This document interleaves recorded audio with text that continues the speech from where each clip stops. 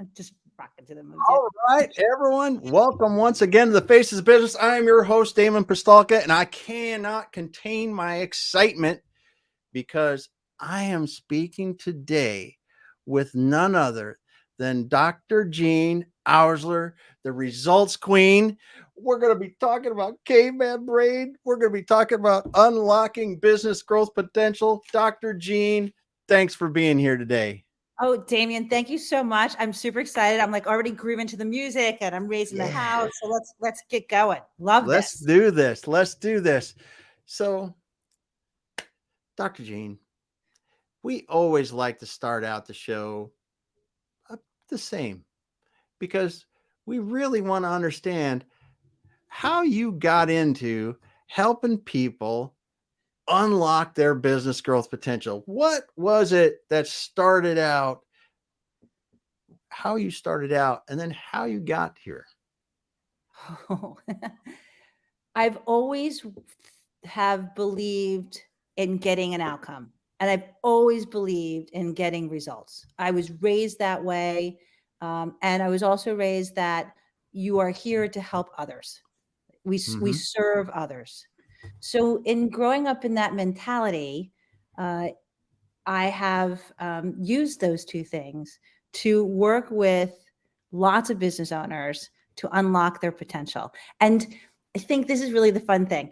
So when I started in corporate America, I eventually created my own job, and I was doing new employee orientation. And I always Mm-hmm. wanted to learn about the new people, and then I always wanted to help them grow. And once I always could see things different from an HR point of view. I could always see things different or differently than other people could. So I was always finding the differentness for people. So if you saw it this way, I would give you a total opposite viewpoint. And I Mm-hmm. thought that was super fascinating. And people were like, I never thought of things like that. And I could define that. Like I always thought to myself, how do you define that unique ability to do it? But I can see things that other people can't to help people be much more successful. And uh, once I see that, I feel the need to make it happen. Mm-hmm. And that's how I got to where I am today, so to speak. So, using my two unique feelings from my childhood, I built a wonderful career and business in helping business owners unlock their potential. Nice. Nice. So you really, I mean, you prepared for this though, because you've got a doctor in psychology. Is that it? A I have a PhD in business psychology. I can't even say it, right? That's how Yes, I have a PhD in business psychology. So once I created my own job in human resources, and again, it was really to help people and the potential. So I was a frontline worker. The sister-in-law, I was working in a family-owned business. The sister-in-law was doing comps and benefits, but no one was helping anyone to find people or train them. yeah. And I thought there's a way to make this happen. So I created a 50-page presentation deck, each idea on one page with a return on investment, sold it, so to speak, to the president of the company. He said to me, I'll give you 6 months. If it doesn't work, you can go back to your job. And I got a master's degree in organizational development and used that to really grow an organization. And we literally did everything. We did a corporate university. I mean, like everything that you can imagine. Wow. Yep. And then I wanted to get a PhD because I thought it'd be really cool, again, to help people with the potential. But it took me a little while to do that. I had children in between. And then Mm-hmm. I decided to go back to school and I got my PhD in business psychology. It was just a bucket list thing that I've always wanted to do. And you can't get any better than having a PhD. It's a really, it's changed my life and I would recommend anyone to do it. But it allows you to see things again from different points of view, that to unlock potential that most people never see. Mm-hmm. So that's why I have a PhD in business psychology. I am your therapist that you tell me everything and then I help you figure out how to fix it. Very cool. Very cool. So, yeah, because you're speaking about perspective, and I think perspective is so important, and it's one of the things that you can help as an outside person coming into many businesses is that different viewpoint. As you said, it's so critical because we're oftentimes in business so in engulfed in everything right in front of us, trying to get this thing done, that we can't step back and look at it from maybe even a completely different perspective out in the world. And that's awesome that you're able to do that, and that you were able to get a PhD in business psychology to help other people. That's incredible. Yeah. And I think the other thing to really think about when you're thinking about other people's perspectives is that everyone can be right. In Yes. business, everyone can be right, and everyone's there to help the company grow. And if you can all get on the same page that we all can be right, and we're all here to help the company, you align people around those two things, and your company will take off. Yeah. Many years ago, when I read the 7 Habits of Highly Effective People, there's always one thing it's forever stuck in my mind, is that third alternative. And when you talk about everyone being right, I think of that, because there are so many times we look at someone, you look at someone, I look at someone and say, no, it's this, no, it's that. But really, that other alternative is out there where everyone is right. And those are the solutions that they're just killer. That it incorporates all the good things and really negates a lot of the possibilities and the bad. So Oh, yeah. good stuff. Good stuff. So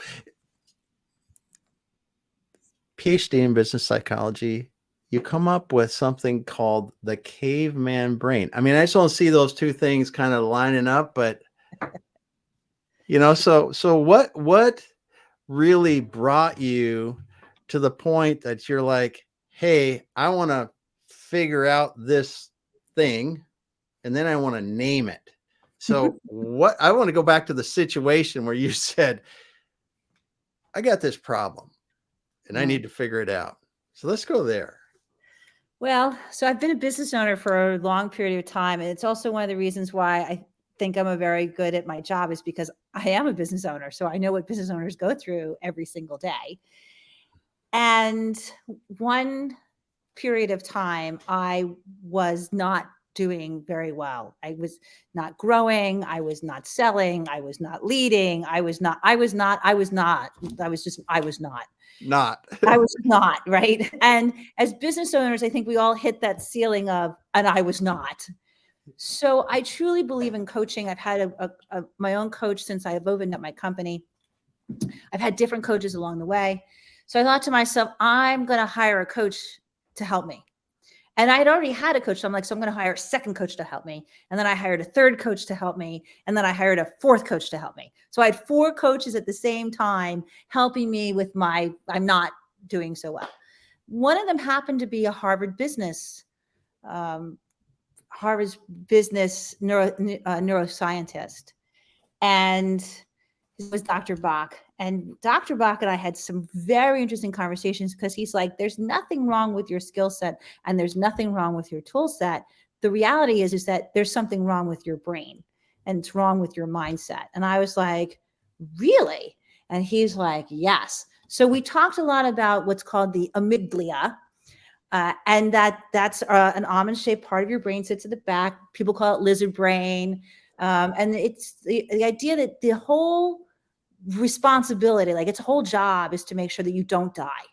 So it constantly scans the horizon looking for danger, only knows what it sees and what it hears. And based on that, it floods your body with chemicals to make you either fight, flight, or freeze. So I was frozen, which is why I wasn't nodding, like I was frozen. And once I learned from Dr. Bach about the amygdala and what was impacting me, and we talked about how to unlock it, because Dr. Bach has created a whole program to change behavior by changing the neurological pathways in your brain. And I thought, this is super awesome. The challenge is I can't say amygdala. I have dyslexia and I also have ADHD. So between those two things, amygdala all the time it's hard. And so I thought, I'm just going to call it the caveman brain. So I just got caveman brain. And I would go around to my family heard about caveman brain. My friends heard about caveman brain. My clients would hear about caveman brain. They would ask me about it. I would teach them what was going on, because I truly believe that what I learn, I should teach. The next thing you know, it was like, can you teach caveman brain to my company? Like, how does that impact me as a leader? How does that impact me as in sales? How does that impact me in management? So, now I have Caveman Brain Business Growth System because I developed Caveman Brain. And once, literally this morning, I was doing a presentation about how urgency is killing your business, all because of how we think in our brain. And the fact is that once you understand your caveman brain and how it is either helping you or hurting you, you can then harness that to propel yourself forward. And that's how caveman brain came to be. That's cool. That's Mm-hmm. cool. So Yeah. out of a problem and your 4 coaches, which, Yeah. yeah, Dr. Bach helped you figure out the caveman brain syndrome. So Yeah. as you've been going down the road now, helping people understand their caveman brains, Mm-hmm. what are some of the things that you see that are really aha moments for people when you start to talk to them about this? And so let's start talking about leadership. I mean, because we're going to talk about a few different areas of business, because you brought it up. You said leadership, sales, and even personal life. So let's talk about leadership. Where do you see the caveman brain where people go, aha, I see this in how it's affecting my leadership? So if I may, I would like to give the premise of caveman brain so that how it expands everywhere. And once you understand these 4 places, then you'll understand in leadership and sales and personal life, if I may. So Nice. caveman brain actually comes from 4 places. It comes from your childhood, it comes from your parents, it comes from your culture, and it comes from your life experience. So when you realize those 4 places, and that's where all of your caveman brain comes from, then you can start to figure out how those 4 areas are impacting what you're doing today. So for example, I get a lot of this. I brought home a test to my parents, mom, dad, both, whatever that might be. And I got a 97 and they asked me where the other 3 points were. In fact, they were always asking me where the other 3 points were. So, and now fast forward as a leader, right? You're saying to your staff, where's the other 3 points? And they're thinking to themselves, I worked to 97%. That's pretty freaking good. Don't you think you should say something good to me and give me some positive feedback? And meanwhile, I'm smacking you on the nose because you're missing Yeah. out 3 points, Yeah. right? So Great example. that often, and when I say that to people, people are like, oh, I have that, or my older Yeah. brother had that. Like, I can relate to that, right? So parents have a thing. Culture. So I often talk about myself because I'm a Protestant. So I grew up in Protestant work ethic. And when I say that to Protestants, they're like, oh, I know what that means, which is basically idle hands, devil's heart, meaning that if you're not busy all the time, something bad, you're going to do something bad.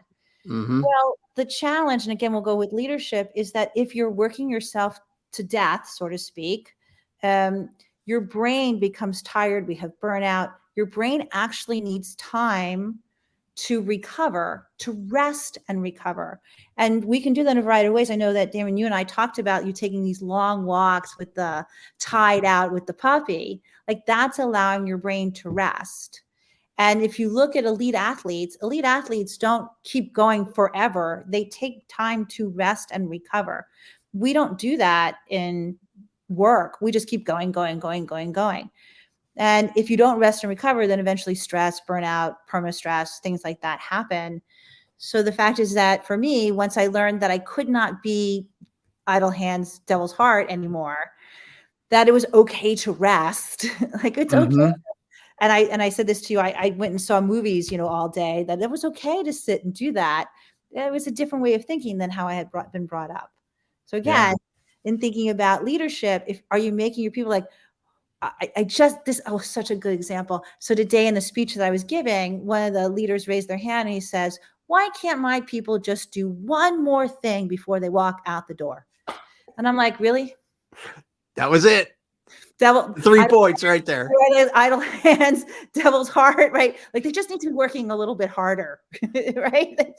Now that could be the 3 points, but it also could be like, they're just not working hard enough. Like, Yeah. why Yeah. can't they work a little harder? Like, they accomplished everything. That was great, but could they just work a little harder? Okay. So Yeah. again, and if we aren't aware of caveman brain and how it shows up, because a lot of this just seems very typical in our workplace, then our people, we just, it holds us back from being successful. Yeah. So that's I can give you, do you want the other two, or you? Yes, I do. Yes, I Question. do. It's All right. cool. So I talked about childhood. So I have a client who talks about the fact that she felt that she was fat as a kid. So, and that people bullied her as a kid around her fatness. So, so now when she walks into a room as a salesperson, she always feels that people are judging her and how she looks before she even opens her mouth in the sale. Hmm. Right. So imagine how that all interacts when you walk into the room of a Fortune 500 company to, the CEO, and they're like, hey, I'm here to pitch a product to you. And you're worried about how people are judging you. And that Yeah. comes from your childhood. So again, something to work and get through. Right. This one I feel the saddest about. And this is another one of our clients is a financial advisor. And he tells me this story, and it's from his life experiences. So he said, Jean, my parents made me play the clarinet. Have you ever played the clarinet? I said, no. He goes, it's like sucking on a wooden spoon. Well, I kind of think about, ooh, that's icky. Yeah, right. Can you imagine what that looks like? So he said, so in high school, I rebelled, threw away my clarinet, and I went out for baseball because I really liked baseball. And he said, and all my friends were playing baseball. My best friend was the first baseman. So I thought it'd be really cool to be on the team with him. So, but what happened is that I was so good at baseball that the coach replaced my best friend with me on first base. And he's like, and I was super happy, and my best friend was not. And he said, and I started to realize that this was really impacting our relationship. So he said, so I started to make mistakes and make errors on purpose. And eventually the coach replaced me with my best friend. But the problem is that my best friend and the rest of my friends decided not to be my friends anymore. So he said, when I go through life, I am usually really good. Like I'm the best one in the room. But then I make sure that I'm dumbing it down or making mistakes or doing things that people don't see because I want to make sure that everyone still likes me. And he's lived his whole life that way. Wow. Yeah. I mean, just so when you think about where things come from, parents, childhood, culture, life experiences, that's a life experience that he's been living with. That imagine if he hadn't done that and how much more successful he could be, or how much happier he could be. Yeah. Mm-hmm. It's the one that makes me Yeah. the sad. Yeah. Yeah, that's too bad. That's too Yeah. bad. There's a lot of missed life there. A lot of Yeah. missed. Right. And so when you talk about unlocking the potential, how much life are you missing because your caveman brain is controlling how you think and making you react in a certain way when it may not even be real. Yeah. Mm-hmm. Yeah. The one thing when you talk about life, you talk about childhood and parents and culture and everything. I I've got a couple years on me, but you get you get to a certain point and you realize that there's no way I'm going to be perfect, right? I'm just not going to be. There's just going to be that. And you look back at your life and you realize that your parents, which we grow up thinking, our parents just don't make mistakes, right? But you look back at your parents, then you think about how they grew up and their families and everything, and you see this how you turned out in some respects the way you did, like some of these situations you've described, and you really begin to think as you're talking about now with going through the things with the caveman brain here is, to me, almost the earlier we can figure these things out in our lives, the better off we're gonna be.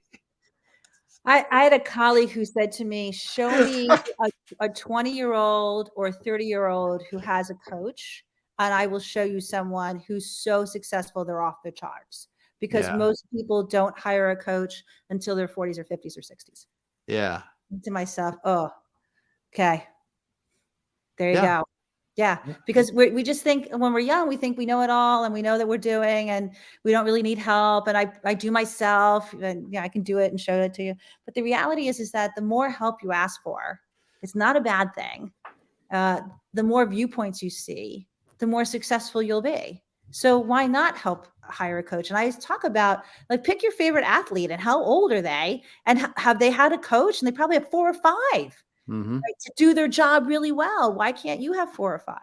Yeah. And whatever that might be, maybe it's not a coach, maybe it's a therapist, or it's an accountability partner or a mastermind group. But the more that you invest in learning and growing, the more successful you will be. And Bill Gates reads 3 hours a day, for goodness sakes. I realize Yeah. he's Bill Gates, but he's still reading 3 hours. There's research that says most people don't pick up a book after they leave school. Yeah. Yeah. Right. So, Well, yeah, that's and myself personally, I did that in the middle part of my career. I didn't read hardly anything. And then you start reading again, you're like, what the heck? Where was my brain? It was just parked someplace. But yeah, exactly. And it's, I tell this to people, is that I read a tremendous amount, and I read what I read in People magazine, I can put with a Harvard Business Review article and come up with something brilliant for my company or for my clients. It can come from anywhere. I've yes, got lots of great ideas reading People magazine. I'm like, oh, wow, we should do that. nice. So, Nice. uh-huh. Yeah. Yeah, there's so there. I mean, because life's life. I mean, we're all going to have in different aspects are all there, and they all play together. That's the other thing that it's well, you shown it and talking about childhood and life and culture and all the things that happen. And we for many years, many years, thought in business, well, you can leave your personal life at home, and it just doesn't work. No, no, it doesn't. And I think, especially with the pandemic and Generation Z coming in, a holistic approach to your life has become really the way of being. And it's funny. Again, I was talking in the speech today. Um, I said, in terms of generations, baby boomers and Xers will say this to me at the end of the uh, program. And they'll say, like, I give you a 9. And you'll rate the speech, and they'll say, I'll give you a 9. And I'm like, oh, great. Tell me why. And then they'll say, because there's always room for improvement. Oh, okay. Sounds good. And then if I give to millennials and Generation Z, I'm like, so how would you rate the presentation? They're like, it was a 10. It was awesome. Keep going. You're amazing. You'd like, and it's almost from their point of view, is that if I don't give you a 10, you won't be motivated to do more. So I have to give you a 10 to motivate you. And think about just the caveman brain around that, so that you have leaders who are saying, you're a 9, and you have workers who are saying, what? I don't want to be a 9. I want to be a 10. And if you give me a 10, I'm going to keep moving forward. And the leader says, no, I'm going to give you a 9 because there's always room for improvement. Okay. That's awesome. That's awesome. Mhm. Oh, Yeah. that's great. That's great. It's a great example too. And again, we're not talking about the Gen Zers or the Gen Xers or the baby boomers. I mean, we're all trying to achieve the same things, right? Yeah. And it's so interesting to hear you talk about the generational differences, is how the baby boomers and Gen Xers were taught to look at things compared to the millennials and Gen Zs, because it is you in that little bit described a lot of our leadership problems in business. Yes, absolutely. And I truly believe that we as leaders, especially with the pandemic, we need to pivot. And, no offense to Jamie Dimon, but when Jamie Dimon's like, everybody back in the office, when we have had 2 years of being successful in this holistic life approach, I'm a big advocate for working remotely. I'm a big advocate for hybrid working. I'm not a big advocate to put people back into the office 5 days a week for a variety of reasons. And if you don't like it, 100%. like, I get it. I'm happy to have the conversation, but I'm just not a big advocate. And I think it's Well, because we don't teach leaders how to lead people. yeah. Yeah. I think there's I think you 100% with you on, yeah, there's some things you've got to be there. I mean, you can't physically do things virtually, right? And that's till we figure that out. But you hit the nail on the head, is some leaders are so antsy to go back to the way it was, when they don't realize that there were a lot of good things that we figured out. Yeah. There are a lot of good things that we figured out, because when you think about it, I think of it strategically from a business owner's perspective. If I have people that can work virtually, and I say they have to be hybrid, right? Or or it's much better if they're hybrid. Well, that's cool. They still have to be within the region of relatively close to where we're going to be, where offices are. But if you can work virtually, and I can figure out how to get that interaction with the virtual audience and the virtual people working together, get the teamwork, everything you can from the same, my goodness, it opens possibilities. Yeah, it does. Because if I can hire the best developer in the world for my SaaS company that is happy living in Cody, Wyoming, and I've hired somebody else that's in Austin, Texas, and somebody else that's in Nashville, and we all figure out how to work together, and they're happier where they live than if I need to move them to San Francisco, where they all don't get paid enough money to live like they want to. All the kind of things that you run into, that kind of thing. How much better is that for you? So It, I've been running a virtual company for 10 years. I've figured all of that out, and I've thought about developing a leadership program to teach people how to do that. I haven't gotten to it yet, but the fact is, Damon, you are spot on. It's just to me, and even if you like in person, I get it. This is 80%. This is not talking on the phone. This is 80%. 80% is a B. It's good enough in my B mentality. Yeah. Right. And when the pandemic happened, we're like, yeah, everyone's, reached out back to us, has finally made it up to us, because virtual, to me, is a wonderful world to live in. And hybrid, I get it. Most people want to do that. I'm good with that. But going back to work full time doesn't make any sense to me. Yeah. From financial, from a psychological, from employment, doesn't make any sense other than I have a building that I need to fill. Okay. Go do something different with the building. Yeah. Well, and honestly, when you look at, here, I live north of Seattle, right? So if someone from where I live works in downtown Seattle, I am 15 miles away from downtown Seattle. That is at least a 1-hour commute each way. That's 2 hours a day, every single day. That's 10 hours a week at a minimum, because there's going to be days it's going to be a 2-hour instead of a 1 hour. But how much fresher is your person that if they're set up right, ready to go, you've done the things leadership wise, how much better are they for you if they only do that maybe a couple times a week? Maybe it's 3 days, maybe it's 1 day, maybe they don't, every month, whatever there's right cadence, but they don't have to deal with that. Yeah. I just look at the mental toll. I did it. I had a commute up here younger in my career that was to the south side of Seattle. And it was anywhere from 1.5 to 2.5 hours one way, twice down and back. I would get hotel rooms just because I didn't want to do it that much. And I'm just fortunate to be able to do the hotel room thing, right? But the grind that it took on me physically and mentally, you're on Thursday and you're like, I just don't even want to think about this. I missed all my kids' stuff this week, and it's going to rain, so I know the traffic's going to be bad tonight or whatever, And we look at this and we go, we learned a wonderful thing. And I'm getting off topic, and I'll stop shortly. But I just think you bring up such a good point, because we got to look at what's best for us.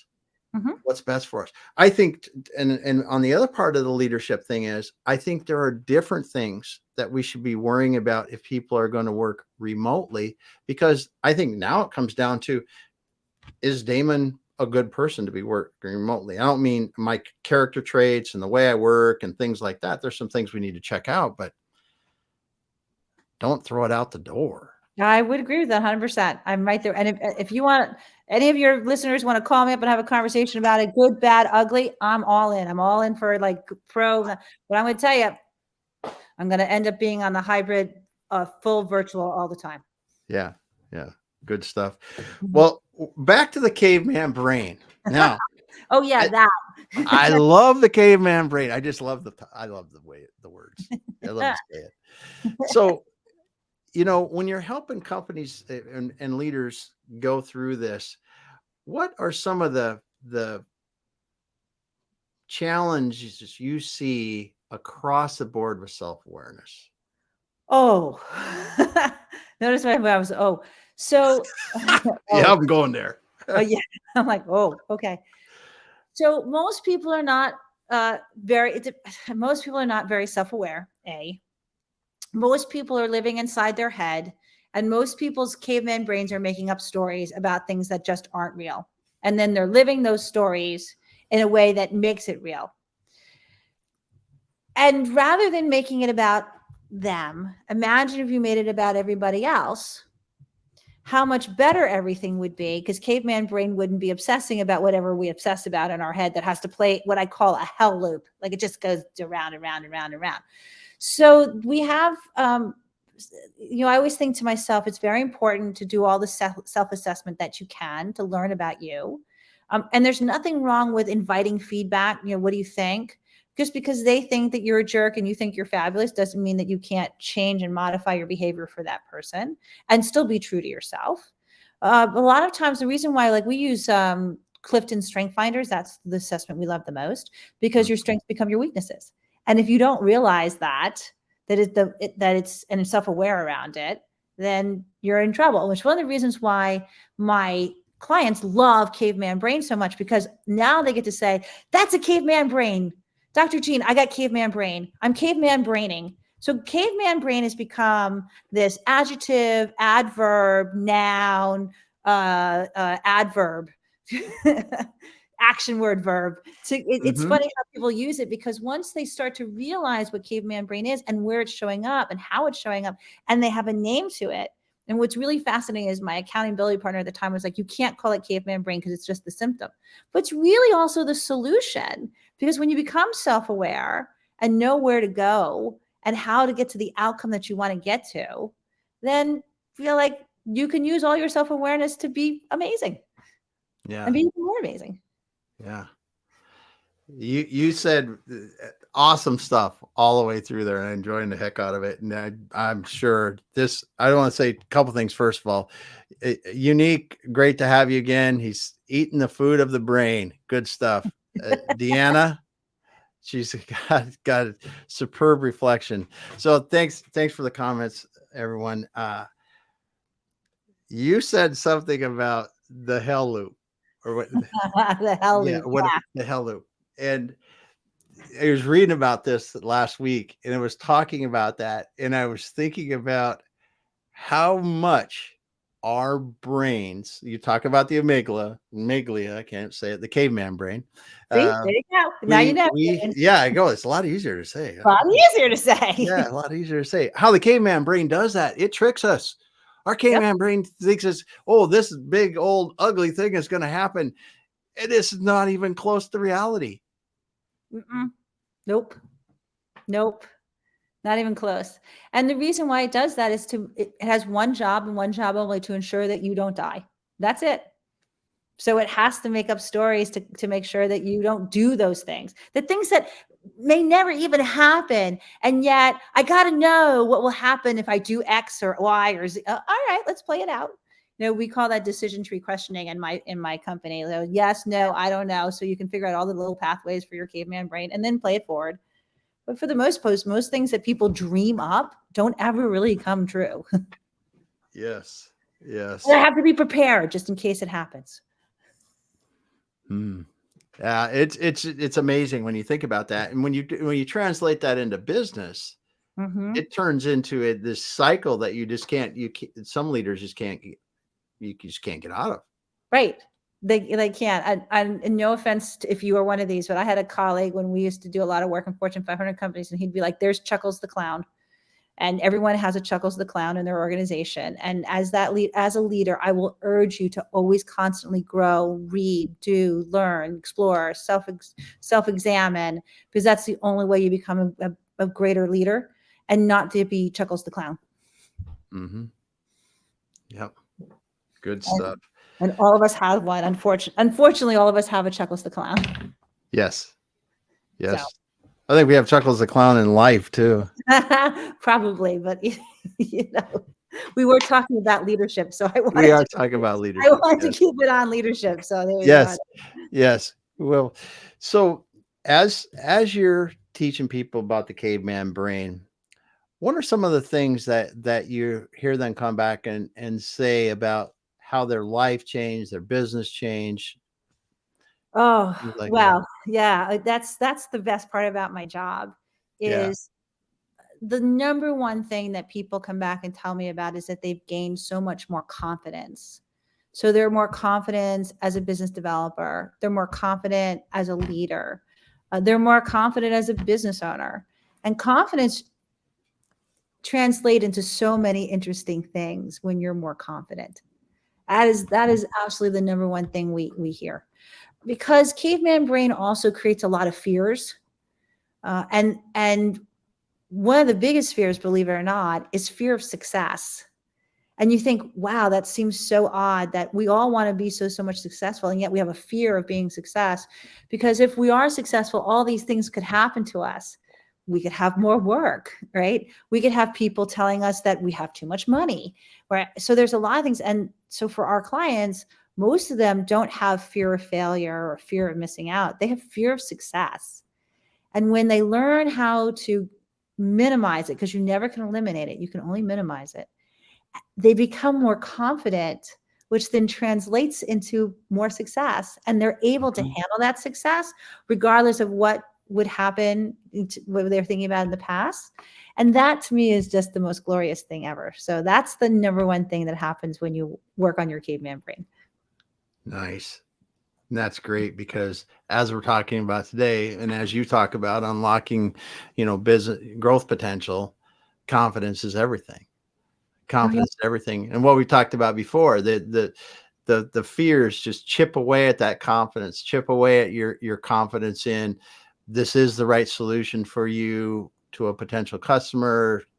You should select us because of we're better than the other choices because of this. It just chips away at all those little things. Our team is good enough to do this. Well, maybe just chips away at all that. So that confidence is what really makes it happen. And the Awesome. other thing, Damien, that people say to us is that I've calmed the brain and the voice inside my head. So many of us have this voice inside our head that isn't always very nice to us. And when you learn about caveman brain, you can say, thank you so much, caveman brain, for giving me those thoughts because I know you want to protect me. And notice I'm saying it out loud. So my caveman brain goes, okay. And then you say, and not but, and because but negates everything you said beforehand. So, and we're going to do this instead. And caveman brain goes, okay. Because remember, it only knows what it sees and what it hears, and it wants to make sure that you don't die. So, like, for example, when you buy a car and it's blue, all you do is see blue cars all the time. And that's because caveman brain is reinforcing that you did the right thing. You were smart. You're not going to die because you bought a blue car. So when you talk to your brain and say to your brain, thank you for this nasty thought that you've given me, because really all you're doing is protecting me. I appreciate you. I'm going to do this instead. Caveman brain goes, okay, because it's like whatever you want it to do, as long as you can give it the right thoughts, it will then act on that because it only knows what it sees and what it hears. So if you watch a lot of, so it's interesting. I before I came on, I the news came on, and I very rarely watch the news. I read it, but I don't watch it, and I don't watch it because it upsets me. And I think to myself, like I was just watching just a couple minutes, it just happened to flip on from the show and I was like, oh, and then I thought I have to go on and meet Damien. I can't have all this negative energy bouncing around in my God, like, what are we doing? So what we consume, whether it's reading or watching or listening, is super important for your caveman brain, because if you're consuming things that are super negative, you're going to think super negatively. So Mhm. that's the other thing that the calming of that voice, the taming of that voice to make you a propeller, not a derailer, is a great thing that happens too. Well, yeah, and I mean, and in some professions, it's almost looked at positively if you're one of those warriors or one of those people that does that, and it's it's not sustainable, but it's just not the best way to be when you can't disengage from it. Yes. And so what I say to my clients, I say to them, do you want to live in the drama circle? Like, if that's what you want to do, there's nothing wrong with it. There's no good or bad. There just is. And if you want to live in the drama circle, like, that's fine. Just know that you're living in the drama circle and don't complain about it, because that's the choice you made. Right. So, like, my mom's a worrier. Great. I got to give you something to worry about. Awesome. Do you want to be a worrier? Fabulous. I have a client who was like, who we diagnosed her as her being a wobbler. She's like, I'm a wobbler. I'm like, yes, you wobble all the time. Is that how you want to live? No. Well, then change it. Or, I like it. It soothes me. It makes me feel good. Great. Mhm.